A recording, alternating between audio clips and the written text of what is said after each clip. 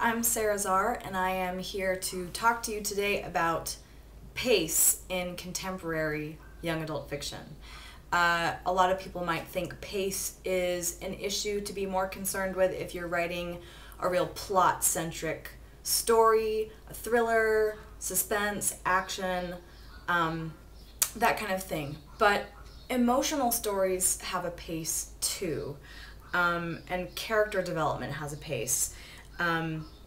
And so I'll just kind of share what I look for when I'm revising my drafts. I kind of have a little bit of a mental checklist about how to deal with pacing issues in my stories. So one of the first things I look at is when I read the book from beginning to end, which I hope you do that when you are revising a complete draft. I'm looking for the overall feel of the pace of the book. Pace within the chapters, pace within scenes, pace between pages 1 to 35 or 40, and then the middle section and the end. Does anything feel too fast? Does anything drag? And this is more of an intuitive thing than a real specific thing, but some things to look for are pace within conversations. In contemporary realism, a lot of story happens in dialogue between characters who are in conflict. And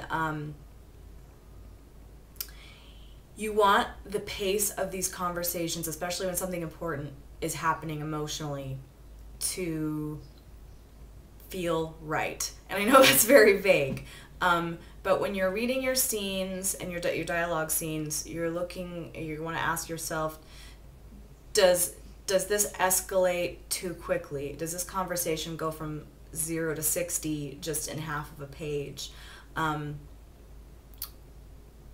don't want to have say a character who's in conflict with her mom comes home from school and 2 paragraphs later they're shouting at each other and the girl is running up to her room. You want the pace of the conflict to unfold in a way that lets you develop the story and develop the conflict and develop character. And one way to help slow things down, if you feel like it is going too fast, is to think about subtext. So you want to think about not letting the characters say every single thing they're thinking and not say exactly what they mean. They should sometimes say what they don't mean. They should sometimes not be listening to each other. They should sometimes be misunderstanding each other. There should be things they want to say but aren't saying. So that can help give the conversation a more realistic pace. So you want to look for those kind of things. And whether or not a scene of conflict involves dialogue, you just want to be asking yourself, does this conflict escalate too quickly and then resolve too quickly? It should feel realistic. You don't want to artificially drag it out, but you also want it to feel real and believable.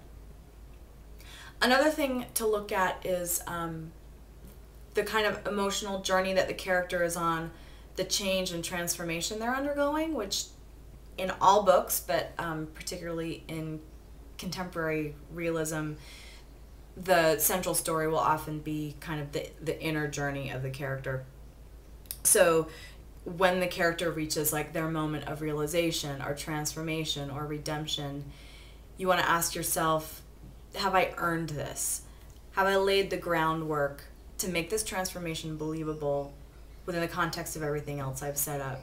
And if you haven't, it's not necessarily a big deal to fix. You just need to go back and kind of add a line or two here and there to lay that groundwork so that when the moment of transformation comes, it makes sense to the reader. They think, yes, I believe that this is the choice this character would make.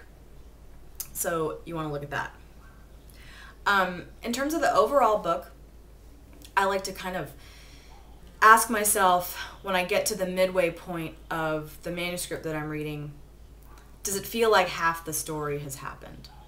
Because I'm at the halfway point, so it should feel like half the story has happened. Sometimes it can feel like, okay, I've gotten to the middle, but really the central things that need to happen by this point in the book have not yet happened, and so I go back and see, what can I cut out, what can I move around to bring kind of the midway point to where it should be, the midway point of the story to where it should be in the physical space of the book. Page 30 is an important thing to look at, those first 30 pages. By that time, kind of the seeds of everything should be there. All the important characters, the central conflicts. You're setting the reader's expectations during those pages. And if you haven't kind of set it all up by that point, you might want to look at doing some cutting, bringing some events closer to the beginning of the book. Because at that point, readers really should have a pretty good grasp on kind of what to expect in the next 200, 300 pages. Those are some things I think about when I'm revising my books in terms of pace, and I hope that you found them helpful. Happy writing.